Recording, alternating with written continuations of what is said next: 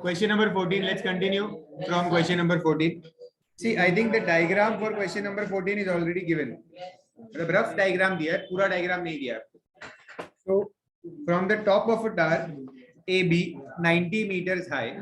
So AB एक बड़ा tower है 90 meters high. ठीक है. The angles of depression of the top and bottom of a building CD. मतलब एक छोटी बिल्डिंग है यहाँ पे CD, करेक्ट. वो क्या कह रहे हैं कि टावर के टॉप से एंगल्स ऑफ डिप्रेशन बन रहे हैं. कहाँ पे डिप्रेशन के एंगल बन रहे हैं? टॉप पे और बॉटम पे, बिल्डिंग के टॉप पे और बॉटम पे. तो अगर मैंने यहाँ से स्ट्रेट लाइन बनाई रेफरेंस, ठीक है, तो बिल्डिंग के टॉप पे एक एंगल बन रहा है, एंगल ऑफ डिप्रेशन, और बिल्डिंग के बॉटम में भी एक एंगल ऑफ डिप्रेशन बन रहा है. ऐसा दो एंगल्स बन रहे हैं. इसको ज्वाइन कर देते हैं, इसको भी, इस पॉइंट को भी ज्वाइन कर देते हैं. समझ में आ रहा है डायग्राम? बिल्डिंग के टॉप से, सॉरी टावर के टॉप से आप बिल्डिंग को देख रहे हो, ये है आप बिल्डिंग, ठीक है, और ये है टावर. टावर के टॉप से बिल्डिंग के टॉप और बॉटम को देख रहे हैं, दोनों नीचे ही है, तो दोनों में एंगल्स ऑफ, देखो जब भी उन्होंने ये वर्ड यूज किया ना, angles of depression, angles, angles का मतलब दोनों एंगल्स डिप्रेशन है, ठीक है, एंगल्स ऑफ डिप्रेशन. और वैल्यूज क्या दी है एंगल की? 45 एंड 60, ठीक है. तो भी आप समझ सकते हो कि ये वाला एंगल छोटा है तो ये 45 होगा, और जो बड़ा एंगल है वो 60 होगा, ठीक है. तो ये एंगल 45 होगा और ये एंगल 60 होगा. तो मैं अगर ऑल्टरनेट करूंगा तो मुझे ये वाला एंगल 45 मिलेगा और ये वाला एंगल 60 मिलेगा.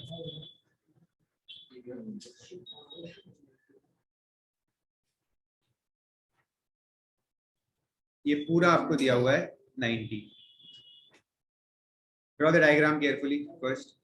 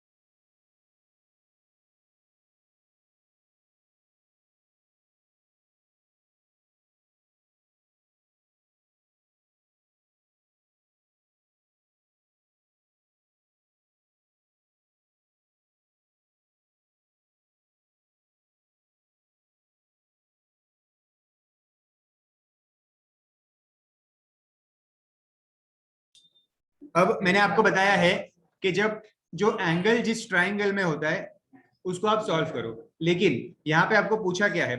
First thing, find the horizontal distance between AB and CD. Horizontal distance between AB and CD मतलब आपको ये वाला डिस्टेंस पूछा है, ठीक है. अब आपके पास ये 60 डिग्रीज है और आपके पास ये 90 भी है. तो अगर मैंने ये वाला ट्राइंगल यूज कर लिया, ये ट्राइंगल, ठीक है, देखो ये पूरा ट्राइंगल कौन सा?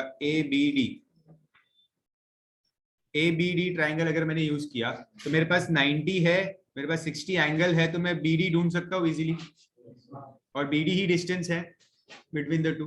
तो पहले वही कर लेते हैं, फर्स्ट पार्ट मिल जाएगा. Apply trigonometric ratio here.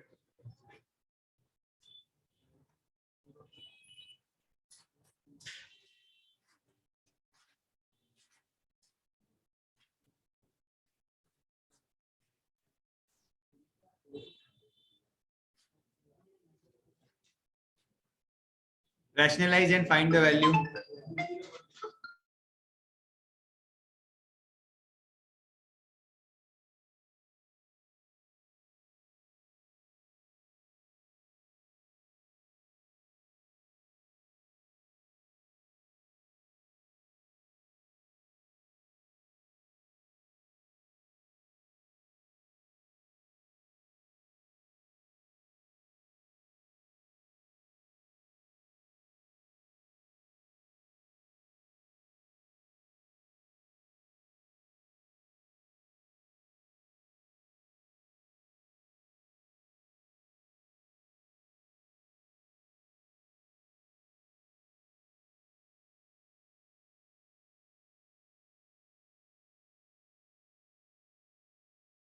Value मत, खाली रैशनलाइज करो। हाँ, वैल्यू भी आपको पुट करनी पड़ेगी फाइनल आंसर ढूंढने के लिए।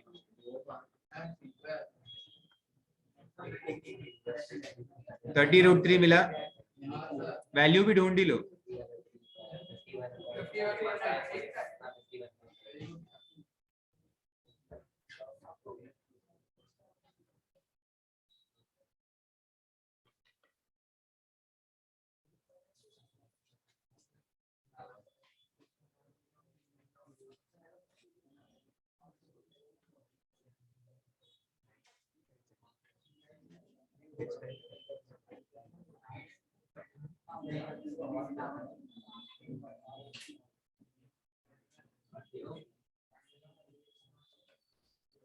ठीक है, so you got the answer as 51.96। अब समझो, अगर आपको इस आंसर को यूज करना है आगे, तो आप ये वैल्यू मत, आप ये वैल्यू यूज किया करो अगर आगे जरूरत पड़े तो इसकी। ठीक है, ये आपका फाइनल आंसर है डेसिमल में, लेकिन अगर वैल्यू को यूज करना है 30√3 यूज करना चाहिए। ओके, तो समझो आपको ये वैल्यू मिली है 30√3। Now they are asking me to find the height of the building. Height of the building मतलब क्या ढूंढना है हमें? सीडी ढूंढना है हमें, ये। ठीक है, सीडी और ये वाला साइज इक्वल है, ये दोनों। ठीक है, अब मुझे ये कैसे मिल सकता है? इसको नाम दे देते हैं, देखो ए बी सी डी है ना, इसको ई नाम दे देते हैं। ठीक है, तो I know that C D is equal to BE. ठीक है, अब मुझे बेसिकली बीई ढूंढना है, तो मैं ये वाला ट्राइंगल यूज कर सकता हूँ, ACE। क्योंकि यहाँ पे एंगल है 45, इस ट्राइंगल से मुझे AE मिल सकता है, और 90 में से AE माइनस करूंगा तो BE मिल जाएगा। समझ रहा है? देखो, ये 45 वाला ट्राइंगल यूज करके मैं AE ढूंढूंगा। ठीक है, और AE इस 90 में से माइनस कर दूंगा, तो मुझे ये EB मिल जाएगा। हाँ, X भी लो, कुछ भी लिखो। समझ रहे हैं? तो अब इसमें, इस ट्राइंगल में AEC ट्राइंगल में आपको 45 पता है, साइड कौन सी पता है? 90 नहीं, एक साइड पता होनी चाहिए ना कोई। देखो, ये 30√3 है ना BD, तो ये भी 30√3 होगा EC। इन दोनों को आपको इक्वल करना है, फिर इस 30√3 को यूज करना है और AE को यूज करना है, और इससे आपको AE मिलेगा। हमेशा याद रखो, जो यहाँ ये साइज होती है वही ये साइड होती है, जो ये रेक्टेंगल होता है हमेशा।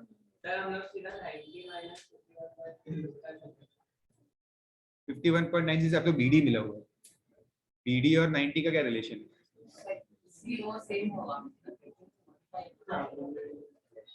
इन ट्राइंगल AEC,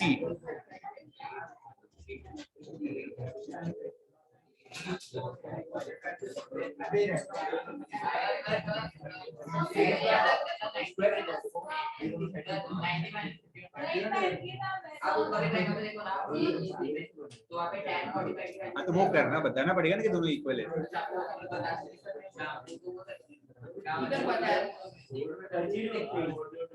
उसने कितना पता है?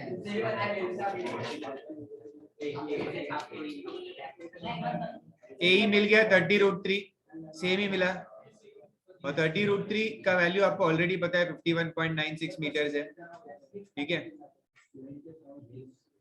ये आपको नहीं पता था कि वो स्क्वायर था, ये स्क्वायर है, आप कैसे बता सकते हो स्क्वायर है? ऐसे दिख के स्क्वायर लग रहा है तो नहीं, रेक्टेंगल होता है वो, स्क्वायर नहीं बोल सकते आप, और मिलेगा भी नहीं वो स्क्वायर। अब आप कैलकुलेट भी करोगे तो आपको BE क्या मिलेगा? 90 माइनस 51.96, 8.04 आएगा शायद। ये आपको BE मिला, which is nothing but CD। ये आपका फाइनल आंसर होगा।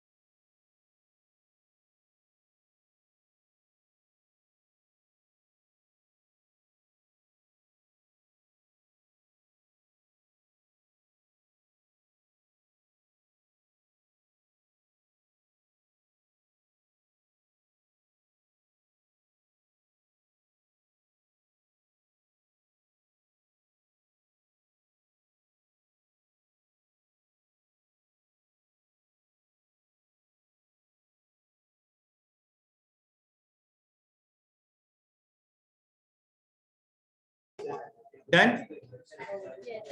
मैं एक बार सम को पूरा एक बार शॉर्ट में आपको रिवाइज करवा के बताता हूँ सम को, बिकॉज ये जो डायग्राम है ना, ये डायग्राम बहुत बार एग्जाम में आता है, ये सेम डायग्राम, ठीक है। सो मैं एक बार शॉर्ट में आपको वापस करके बताता हूँ कि हमने सम में क्या किया है। पूरा ध्यान दो, यहाँ पे क्वेश्चन देख के आपको एकदम इजीली समझ में आना चाहिए कि ये सम कैसे सॉल्व होता है। तो उन्होंने ये 90 दिया हुआ था पहले, ठीक है। तो इस 90 से मैंने ये वाला ट्राइंगल लिया, ठीक है। ये जो ट्राइंगल लिया 60, 90 फुल दिया हुआ है, तो मैंने इसके हेल्प से बीडी ढूंढा, ठीक है। तो मुझे बीडी मिला 30√3। अब मुझे पता है 30√3, तो ये भी 30√3 होगा, ठीक है। मतलब इस ट्राइंगल के अंदर भी मुझे एक वैल्यू पता चल गई 30√3। इसके हेल्प से मैंने ये भी ढूंढ लिया, ये भी 30√3 मिला, ठीक है। फिर इस 90 में से इसको माइनस किया, तो I got this as 38.04 which is equal to CD, that is 38.04। समझा क्या हुआ है सब में? ये आपको स्टेप्स ऐसे ओरली पता होने चाहिए, ठीक है। चलो next.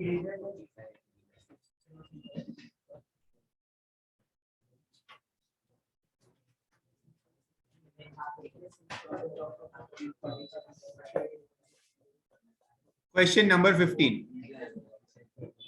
Pay attention, all of you.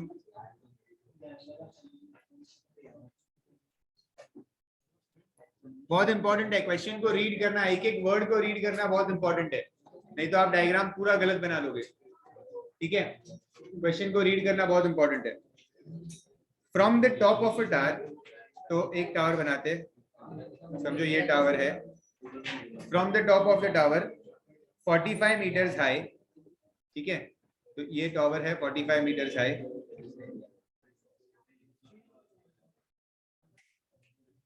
ध्यान दो, from the top of a tower 45 metres high, the angle of elevation of the top of the cliff. वो क्या कह रहे हैं? From the top of the tower मतलब टावर के top से एंगल ऑफ एलिवेशन बन रहा है। कहां पे बन रहा है?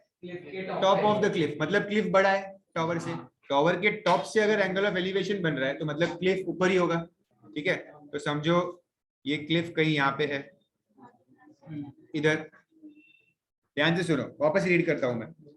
The from the top of a tower, from the top of the tower 45 metres high, the angle of elevation of the top of the cliff. इस क्लिफ के टॉप का जो एंगल बन रहा है वो कितना बन रहा है? इस 30 डिग्री। समझ रहे हैं कि क्या बनाया मैंने? करेक्ट। ये समझा मैंने क्या बनाया? ध्यान है कि नहीं? आप ऐसे ही, हाँ ठीक है। आगे रीड करते। एंड उसी पॉइंट से the angle of depression of the bottom of the cliff, मतलब इसी पॉइंट से क्या हो रहा है? एंगल ऑफ डिप्रेशन भी बन रहा है। कहां पे? बॉटम ऑफ द क्लिफ, मतलब इधर ये क्लिफ का बॉटम है ना, तो यहाँ पे एंगल ऑफ डिप्रेशन बन रहा है। रेफरेंस लाइन क्या होगी? यही होगी रेफरेंस लाइन, स्ट्रेट, ठीक है। तो यहाँ पे ऊपर बना एंगल ऑफ एलिवेशन और यहाँ नीचे बनेगा angle of depression which is how much? 60 degree. समझ रहे हैं डायग्राम कैसे आया? एंगल ऑफ एलिवेशन और डिप्रेशन दोनों आया एक ही डायग्राम में, ठीक है। अब देखते हैं, फाइंड द, क्या पूछा है? Find the height of the Cliff. Height of the Cliff तो नाम दे देते हैं ABCDE। पहले सुन लो, फिर आप लोग इजीली डायग्राम सम सॉल्व कर सकते हो। ट्राई मत करो, पहले सुनो अच्छे से, सॉल्व आपको ही करना है सम। रेहान ध्यान दो यहाँ पे। हाँ, अभी इस डायग्राम में आपको क्या ढूंढना है? उन्होंने बोला है क्लिफ की हाइट ढूंढनी है आपको। क्लिफ का हाइट मतलब ये पूरा ढूंढना है, ठीक है। ये पूरा ढूंढना है, मतलब ये पार्ट और ये पार्ट, ठीक है। अब यहाँ ये तो 45 दिया हुआ है, तो ये सीधा ये 45 हो जाएगा, तो CD तो मिल गया, ठीक है। ये सब 90 होता है, सब हर इसकी चीज को आपको रेक्टेंगल बना देना, ठीक है। तो ये 45 है तो CD 45 हो गया, ठीक है। सुनो अच्छे से पहले, AB equals CD which is equals to 45। आप यहाँ पे लिख सकते हो ABCD is a rectangle, ठीक है। और वो अंडरस्टूड भी होता है, ABCD is a rectangle, तो आप लिख सकते हो, ठीक है। अभी आगे सुनो हमको कैसे सॉल्व करना है, अच्छे से सुनो ध्यान से एकदम। अभी आपको CD तो मिल गया, आपको DE भी ढूंढना है। ये DE भी ढूंढना पड़ेगा ना क्लिफ की हाइट के लिए। तो DE कौन से ट्राइंगल का पार्ट है? इस ट्राइंगल का पार्ट है, आपको कोई साइड पता है इस ट्राइंगल में? बीसी फाइंड हाँ, तो हम क्या करेंगे, पहले इस ट्राइंगल का मुझे कोई साइड नहीं पता, बट मैं ढूंढ सकता हूँ।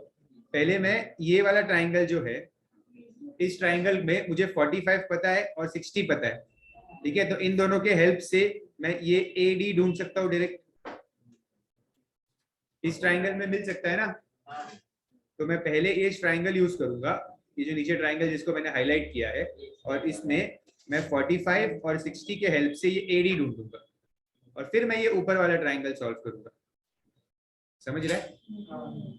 आपको ट्रिग्नोमेट्री में एक चीज याद रखो, कोई भी राइट एंगल ट्राइंगल है, उसमें आपको एक एंगल पता है अगर, और कोई भी एक साइड पता है, समझो ये 45, तो आप बाकी सब कुछ ढूंढ सकते हो, क्योंकि आपको tan, sin, cos यूज करके आप एडजेसेंट साइड, हाइपोटेन्यूज, तीसरा एंगल कुछ भी ढूंढ सकते हो। अब पता क्या होना चाहिए, एक एंगल और एक साइड, बस, कोई भी ट्राइंगल, ठीक है। ये चीज ध्यान रखो।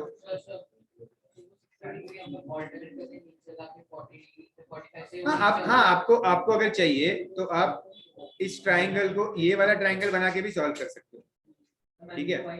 हाँ, वो ट्राइंगल बना के तो आप ये 60 हो जाएगा फिर आपका, और आप BC फाइंड करोगे, फिर BC से आपको AD मिलेगा ऑपोजिट साइड, वैसा भी कर सकते हो, कोई प्रॉब्लम नहीं है, जो भी आपको ठीक लगे। मैं इसके हिसाब से करता हूँ, डायरेक्टली AD मिलेगा। In triangle ADC I will use tan 60 opposite upon tan 60 की वैल्यू क्या है?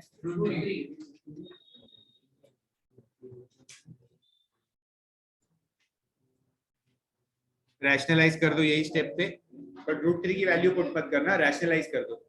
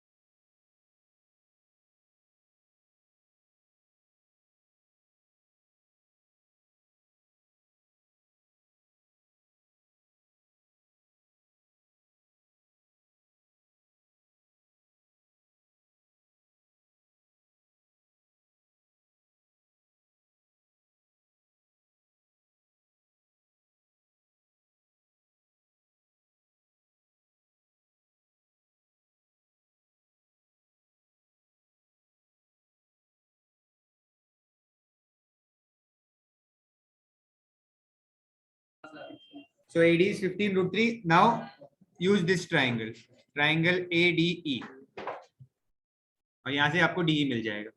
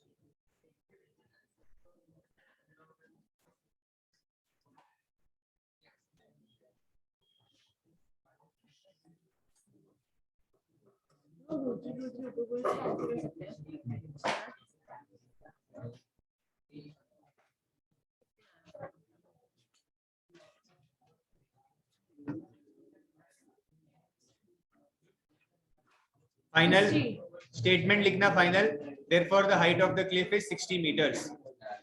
Write the statement, therefore the height of the cliff is 60 meters.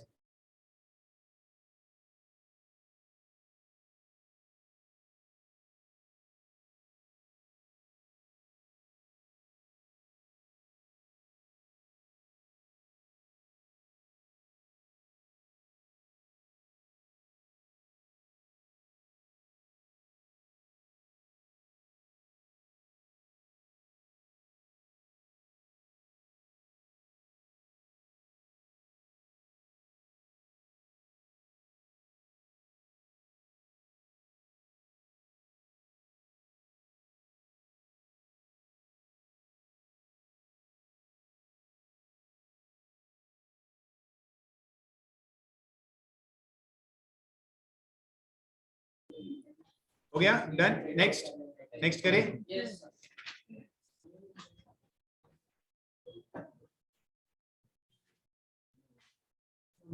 अभी थोड़ा स्पीड बढ़ाते हैं क्योंकि आपको समझ गया कॉन्सेप्ट, अभी कुछ नया नहीं आने वाला, यही चीज चलती रहेगी।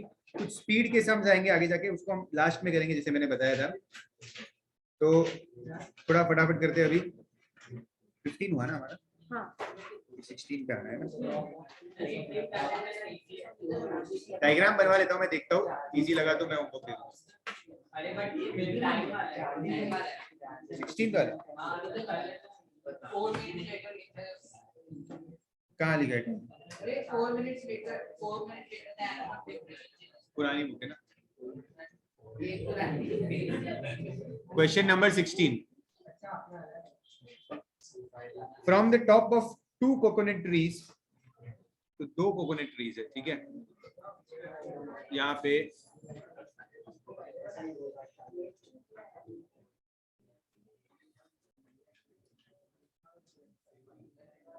From the top of 2 coconut trees, ऐसा नहीं बोला हमें कि कोकोनट ट्रीज की हाइट इक्वल है, ठीक है। From the top of 2 coconut trees 2 men started dropping coconuts at a point P on the ground between the 2 trees। समझो ये पॉइंट P है बीच में, तो वो यहाँ से कोकोनट फेंकते गए, ठीक है, पॉइंट P पे। समझ रहा है क्वेश्चन? ट्रीज के टॉप से उन्होंने कोकोनट्स फेंकना शुरू किया, ओके, ऊपर से, यहाँ से, ठीक है। If the trees are 15 metre and 10 metre high, तो एक ट्री है 15 मीटर और एक ट्री है 10 मीटर हाई, ठीक है।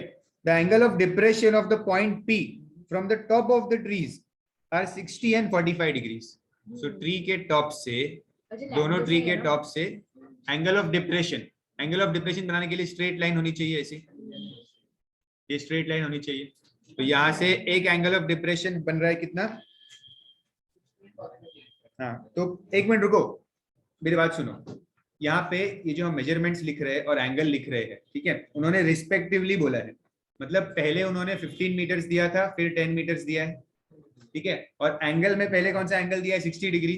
तो 15 के यहाँ पे 60 डिग्री एंगल आएगा और 10 के यहाँ पे, हाँ, दोनों की स्ट्रेट लाइन अलग होगी ऐसी। वो मैंने ट्री की हाइट को ऑलमोस्ट सेम बना दिया इसके लिए। एक्चुअल में ये वाला छोटा होना चाहिए क्योंकि 10 मीटर्स है ना, ये थोड़ा छोटा बनेगा ऐसा, और ये कुछ ऐसा होगा।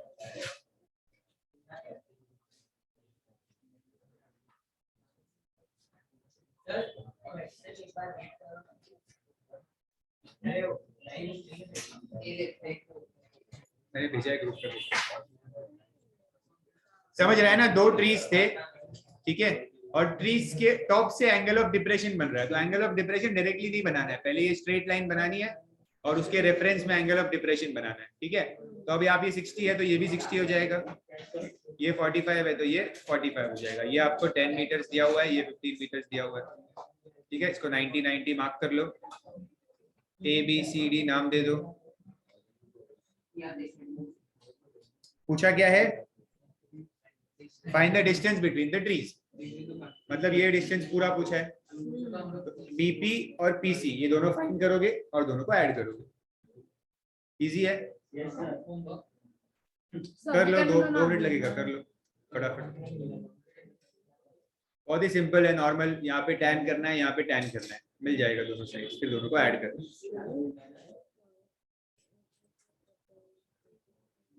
मैं सॉल्व नहीं कर रहा हूँ ये सब, मैं डायरेक्ट आंसर लिखूंगा फाइनल।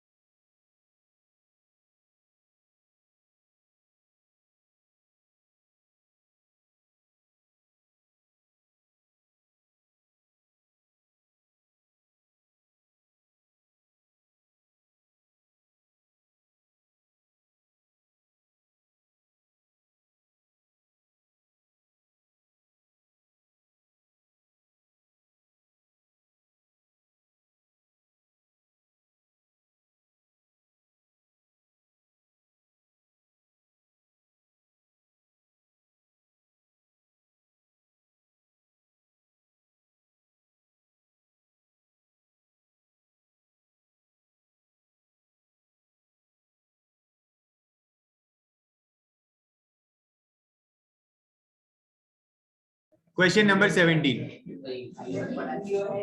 मैं डायग्राम ड्रॉ करता हूँ, अगर इजी होगा तो मैं होमवर्क दूंगा, वरना हम सॉल्व करेंगे। A pillar stands on the top of a cliff. A pillar stands on the top of a cliff, मतलब पहले क्लिफ बनाओ, ठीक है, ये क्लिफ है,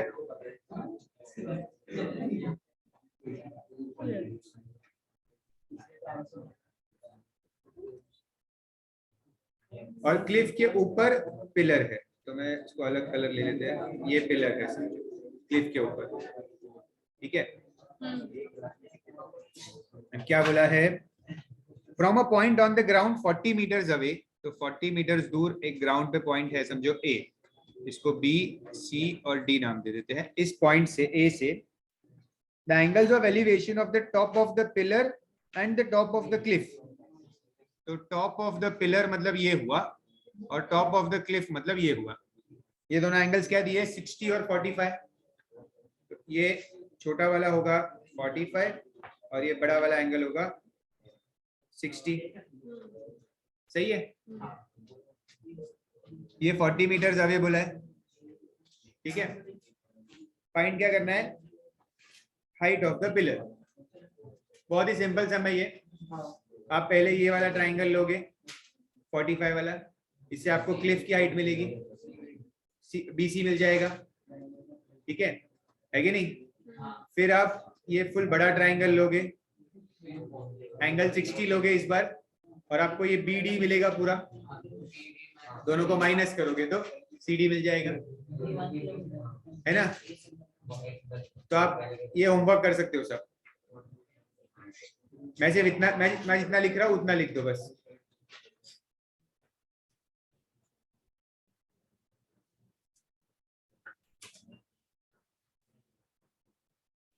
मैं सिर्फ आउटलाइन लिखवा रहा हूँ सम का, उतना लिख दो और थोड़ी जगह छोड़ दो।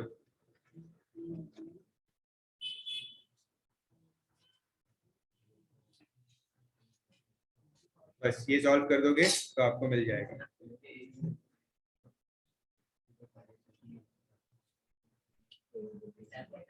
बस इतना कॉपी कर दो और थोड़ी स्पेस छोड़ देना 10-10 लाइन की, दैट वुड बी इनफ।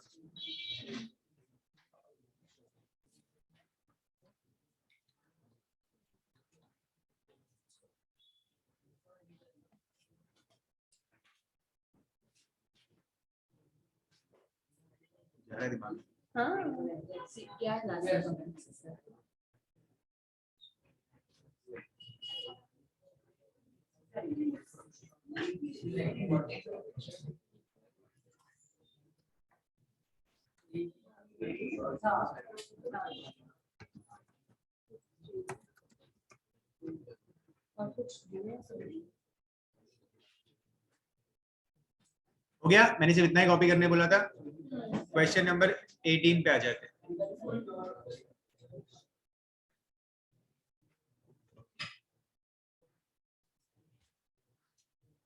ठीक है, a person walking along a straight road observes that at 2 consecutive kilometer stones, consecutive kilometre stone, इसका मतलब क्या होता है, हाँ माइलस्टोन, माइलस्टोन होता है पता है ऐसे, उसमें लिखा होता है 2 किलोमीटर्स, फिर एक नेक्स्ट माइलस्टोन आएगा 1 किलोमीटर, ठीक है। तो मतलब कॉन्जिक्यूटिव किलोमीटर स्टोन्स का मतलब कि हर किलोमीटर के बाद एक स्टोन है, ठीक है, हर किलोमीटर के बाद। तो अगर दो स्टोन के बीच का डिस्टेंस कितना हुआ, 1 किलोमीटर, ठीक है। तो वो कह रहे हैं कि a person is walking along a straight road observes that 2 consecutive kilometer stones,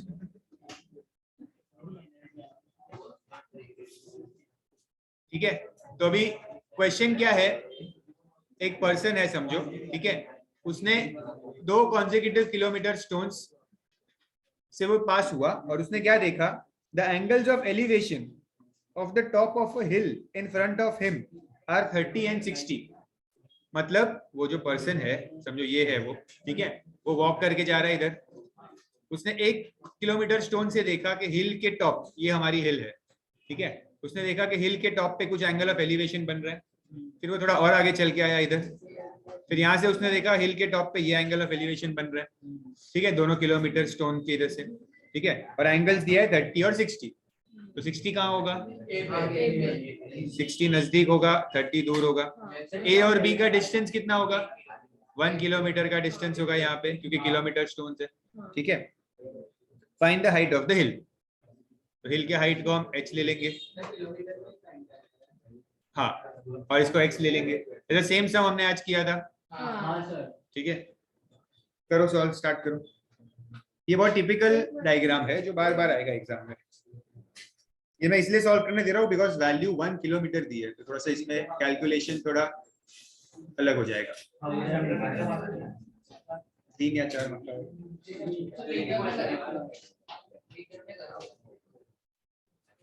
मत, जो दिया है वही रखो।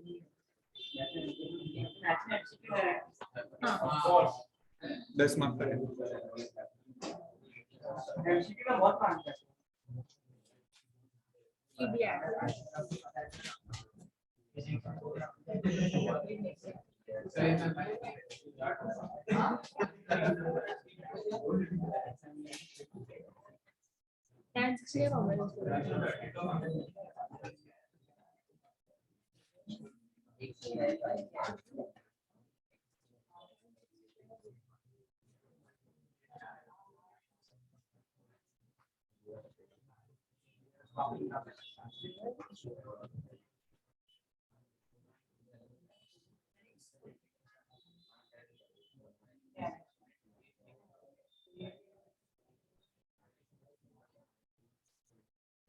h की जगह पे मैं सब्स्टिट्यूट कर दूंगा x√3,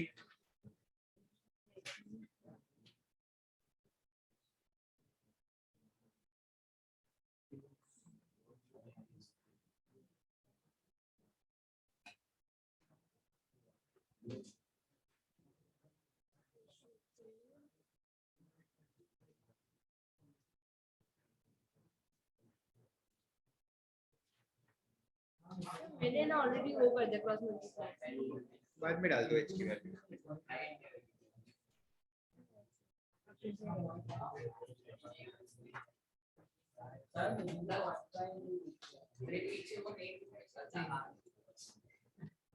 सर हम लोग अगर मीटर में कन्वर्ट करना तो इजी हो जाएगा।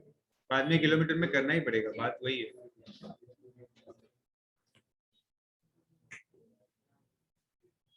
Find it.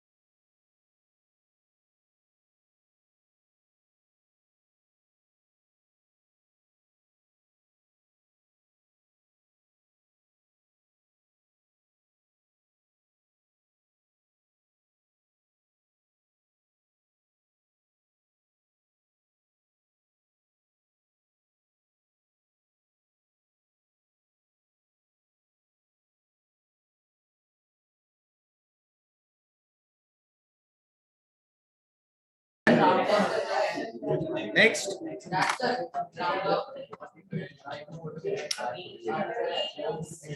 To decimal place तक करना है तो करो, वरना जरूरत नहीं है।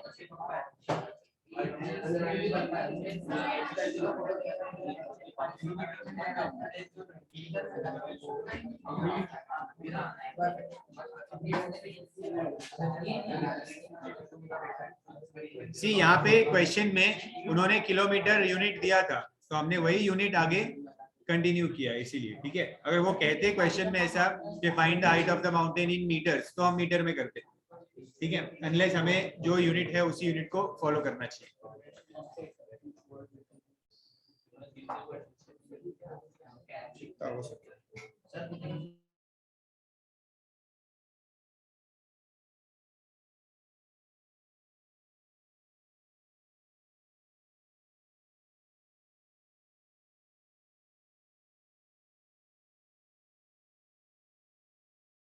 Question number 19. The angle of elevation of an aeroplane. The angle of elevation of an aeroplane which is vertically over a point between two observers on the ground are found to be 60 and 45. तो थोड़ा सा इसको समझना है अच्छे से, वापस एक बार रीड करता हूं मैं। The angles of elevation of an aeroplane, तो एक एरोप्लेन है, ठीक है, समझो ये पॉइंट ए है, ये एरोप्लेन है, ठीक है, इसको एंगल ऑफ एलिवेशन बन रहा है which is vertically over a point, समझो ये एक पॉइंट है और इसके ऊपर ये एरोप्लेन है।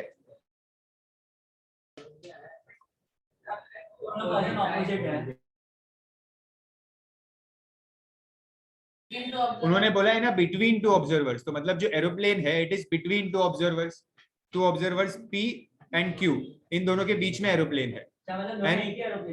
हाँ, और यहाँ पे एंगल ऑफ एलिवेशन बन रहा है, ठीक है, क्या एंगल्स दिया है 60 एंड 45, तो एक ऑब्जर्वर 60 एंगल बना रहा है, एक ऑब्जर्वर 45 एंगल बना रहा है।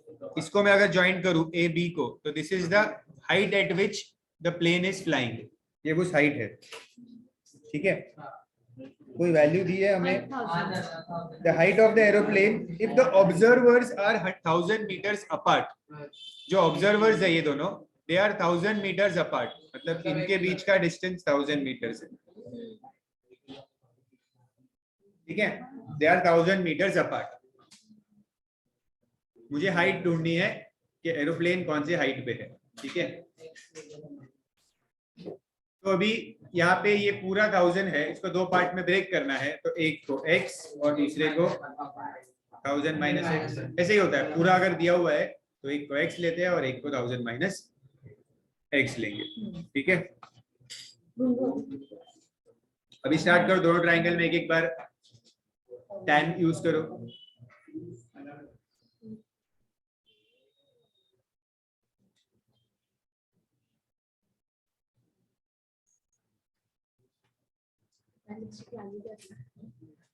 √3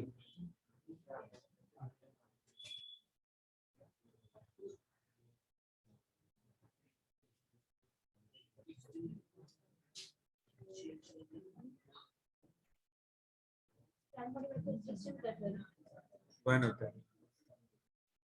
नहीं, ये तो एडजस्टमेंट आ रहा है, माइनस एक्स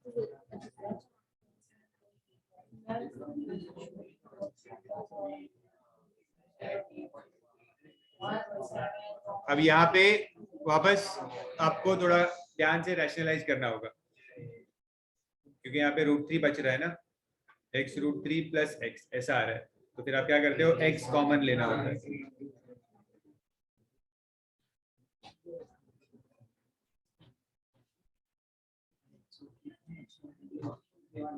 फिर रैशनलाइज करना पड़ेगा।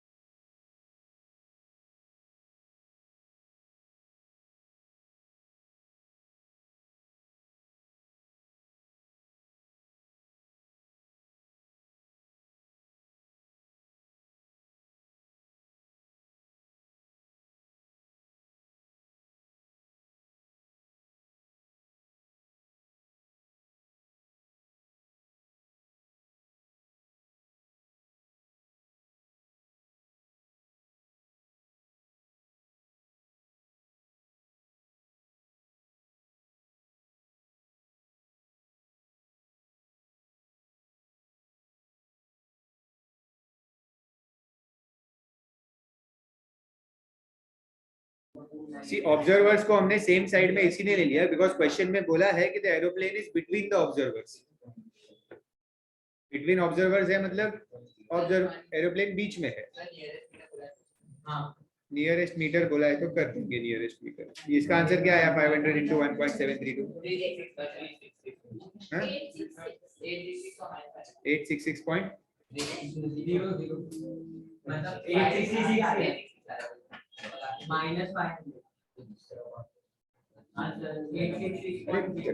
तो आना चाहिए ना।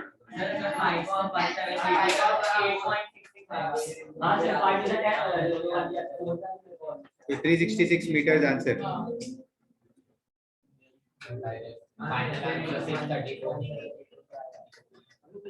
हमें ढूंढना क्या था? h ढूंढना था हमें।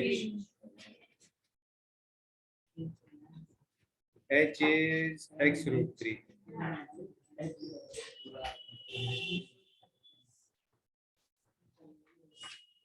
तो कितना आ रहा है? करो ये सॉल्व और फिर इसको राउंड ऑफ करना।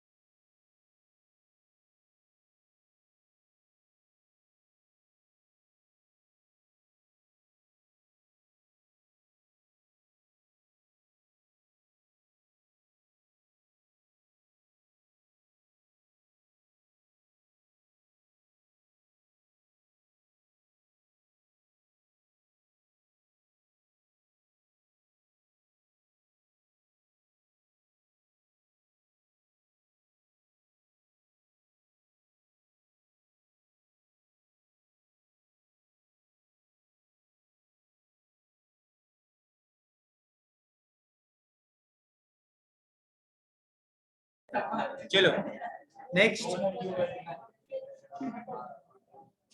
Now question number 20 and 21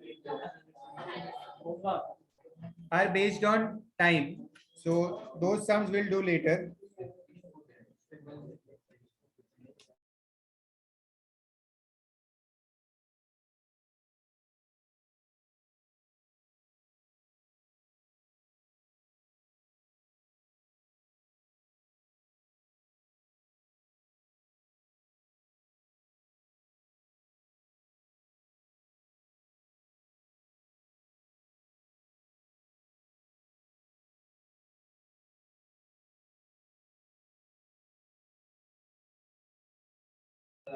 time sums cancel नहीं है, ठीक है, लेकिन बस ये है कि जनरली वो सम्स आते नहीं एग्जाम में, टाइम के सम्स। ओके, तो इसीलिए हम उसको लास्ट में करेंगे, ज्यादा प्रायोरिटी नहीं देंगे, नॉर्मल सम्स को प्रायोरिटी देंगे। ओके, कैलकुलेशन थोड़ा उसका कॉम्प्लेक्स हो जाता है टाइम सम्स का। अभी नॉर्मल सम्स आएंगे। क्वेश्चन नंबर 22 पे आ जाओ। Read the question.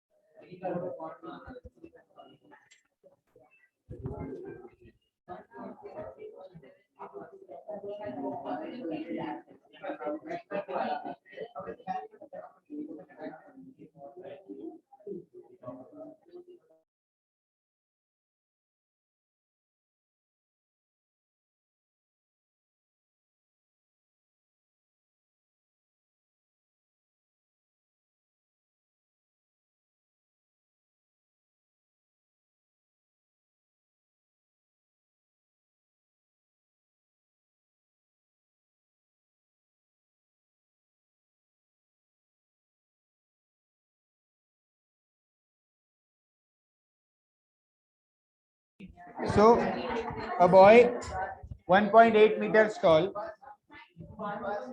spots a balloon. A boy 1.8 meters tall spots a balloon moving with the wind in the horizontal line at a height of 85.8 meters from the ground. मतलब क्या कह रहे हैं कि ये जो बॉय है, ठीक है, he spots a balloon. समझो एक बलून है यहाँ पे, ठीक है, ये बलून है और एक ऐसे बनाते हैं, ओके। अब इस balloon, he spots a balloon which is moving in a horizontal line, ठीक है, और हाइट, कितने हाइट पे है ये बलून? 85.8 मीटर्स हाइट पे ये बलून है, ठीक है। इसने इस बलून को देखा यहाँ से, ठीक है। बलून मूव हो रहा है हॉरिजॉन्टल लाइन में, किस तरफ जा रहा है ये हमें पता नहीं है, आगे देखते हैं। The angle of elevation of the balloon is 60 degrees. तो एंगल ऑफ एलिवेशन जो है वो इस पॉइंट से बनेगा, यहाँ से ये है एंगल ऑफ एलिवेशन है 60 डिग्री, ठीक है। आगे दिया है after some time he notices that it has moved away and the angle of elevation is 45 degrees. मतलब जो बलून है वो दूर चला गया हॉरिजॉन्टल से, ठीक है, दूर चला गया, मतलब वो बलून समझो यहाँ पे आ गया, अभी दूर गया ना, इसलिए देखो एंगल भी कम हो गया, 60 था उसका 45 हो गया। तो बलून अभी यहाँ से इस डायरेक्शन से इधर आ गया, ठीक है। तो अब वो लड़का वहीं पे खड़ा है, वो नहीं मूव हो रहा है, ठीक है। तो उसने जब यहाँ से देखा तो कितना एंगल बना उसका? 45 डिग्री, ठीक है। फिर से इसको ज्वाइन करके डायग्राम कंप्लीट करेंगे।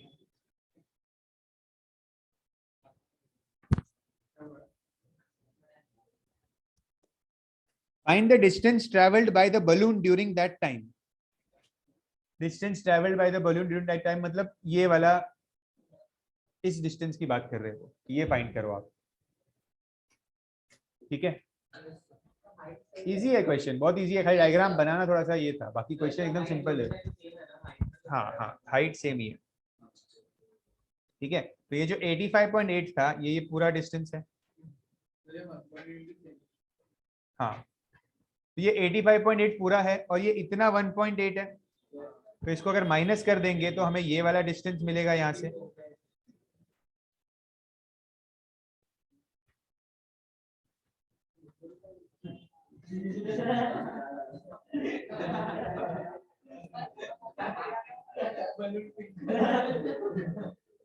तो 85.8 और 1.8 माइनस करेंगे तो दिस विल बी 84, ठीक है। नाउ सी केयरफुली, हमारे पास जो दो एंगल्स है 60 और 45 वाला एंगल के लिए ट्राइंगल क्या बनेगा? ये वाला ट्राइंगल होगा, ध्यान से देखो। तो इस ट्राइंगल में आप क्या ढूंढ सकते हो? समझो मैं इसको सी डी ई और एफ नाम दे देता हूँ। इस 45 वाली ट्राइंगल के हेल्प से आपको 84 पता है, तो आपको पूरा AE मिल जाएगा, ठीक है। ओके, पहला फर्स्ट स्टेप हम यही करेंगे। सेकंड आप क्या करोगे, 60 वाला ट्राइंगल लोगे, ये वाला ट्राइंगल, ठीक है। इसमें भी ये वैल्यू 84 होगी, करेक्ट ना। ये जो डिस्टेंस है ये 84 है, यहाँ पे भी, इससे आपको AH मिलेगा। इससे क्या मिलेगा आपको? AH, ठीक है। तो पहले ये वाला ग्रीन ट्राइंगल जो बनाया पहले वो करो, ये वाला ट्राइंगल को सॉल्व करो, डायग्राम एकदम अच्छे से बनाना, हाँ, और लेबल भी करो। नाम दोगे तो आपको क्या इजी होता है मेंशन करना।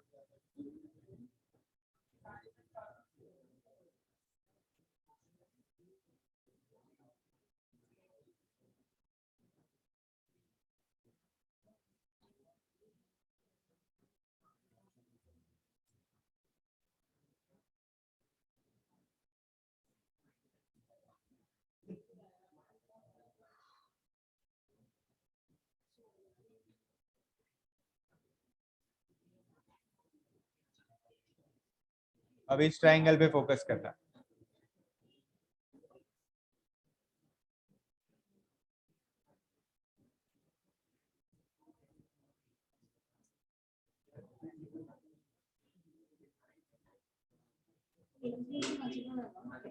हाँ, ये GH और FE सेम है ना, ये 84 है तो ये भी 84 हो जाएगा, ये डिस्टेंस।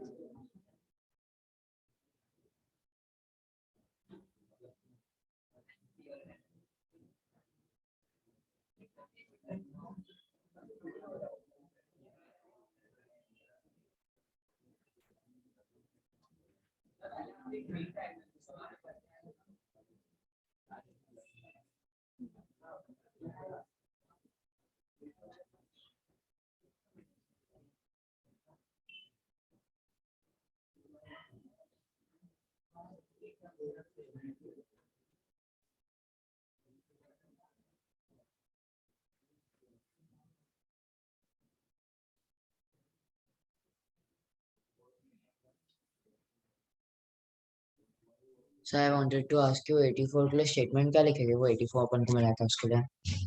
कुछ नहीं लिखोगे तो भी चलता है, तो लिख दो GH is equals to FE, ऐसा Okay. लिख दो GH is equals to FE और लिख दो रेक्टेंगल, वैसे लिखना ही है तो नहीं भी लिखोगे तो वो अंडरस्टूड होता है हाइट एंड डिस्टेंस में।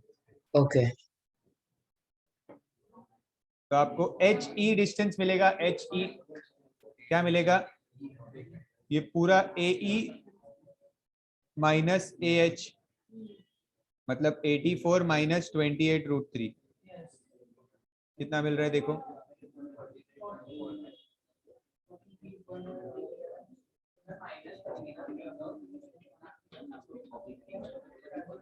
28√3 कितना होता है,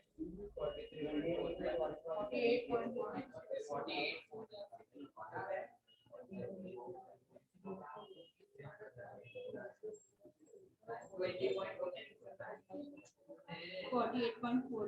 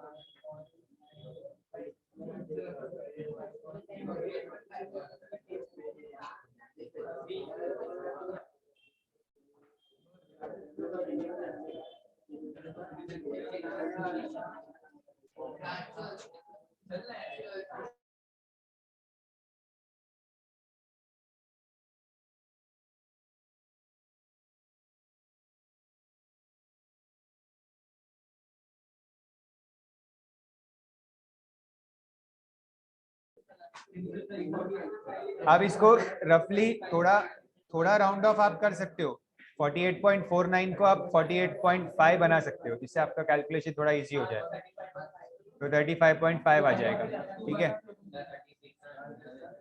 तो मतलब जो GF का डिस्टेंस है वो होगा 35.5। स्टेटमेंट लिखना,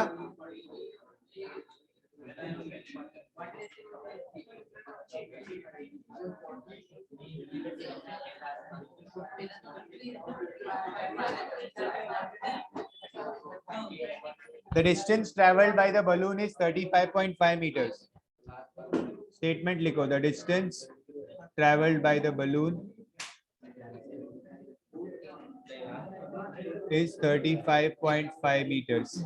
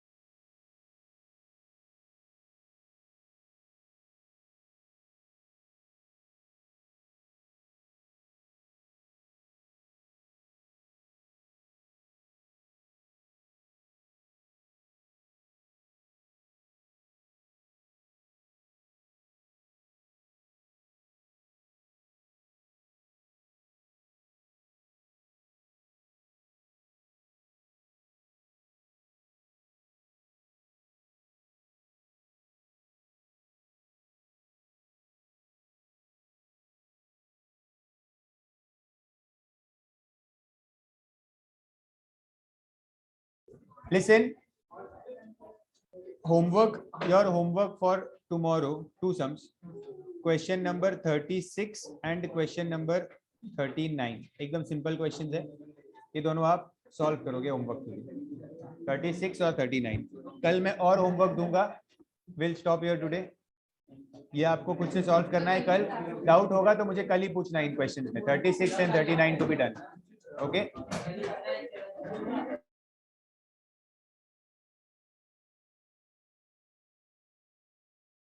सर क्वेश्चन नंबर 17 के लिए आपने जो डायग्राम बनाया था वो एक सेकंड बताओगे?